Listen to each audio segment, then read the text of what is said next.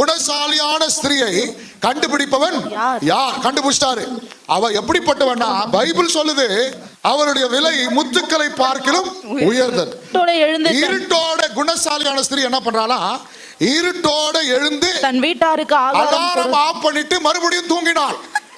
இருட்டோட எழுந்து alarm of பண்ணிட்டு மறுபடியும் தூங்கினாள். கணவர் எழுந்து காப்பி போட்டார். இருட்டோட எழுந்து தன் வீட்டாருக்கு ஆகாரம் கொடுத்து தன் வேலைக்காரிகளுக்கு படி அளக்கிறாள். நீங்க சொல்லுங்க, இருட்டோட எழுந்து எத்தனை பேர் டீ போட்டீர்கள்?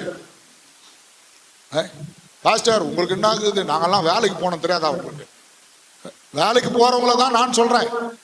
வேலைக்கு போறவங்க அதிகாலையில் இருந்து, அந்த காலத்தெல்லாம் புருஷன் காலை தொட்டு கும்பிட்டு அப்புறமா போய் சமையல் செய்வாங்களாம். இன்னைக்கு புருஷன் காலை பிடிச்சி இழுத்து எவ்வளவு நான் தூங்கிக்கிறேன், ஏஞ்சி போய் காப்பி போடு. புருஷன் காலை தொட்டு கும்பிட்ட காலம் போய் புருஷன் காலை பிடிச்சி இழுக்கிற காலமாகுது இந்த காலம். அதிகாலையில் எழுந்து தன் வீட்டாருக்கு ஆகாரம் கொடுக்கிறார். ஜெபம் பண்றது பெருசு இல்ல, அதிகாலையில் எழுந்து நம்முடைய வீட்டினுடைய காரியங்களை பார்க்கணும். இப்பெல்லாம் இந்த வீட்டுல பெருக்கி கோலம் போறதெல்லாம் இல்லை. கிறிஸ்துமஸ்க்கு நியூ இயருக்கு தான் கோலம் போடுறாங்க இப்பெல்லாம்.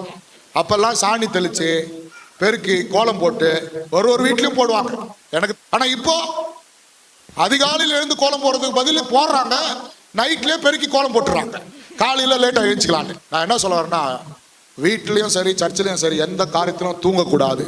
விழிப்புள்ளவர்களா இருந்தால் பரலோகம் போக முடியும்.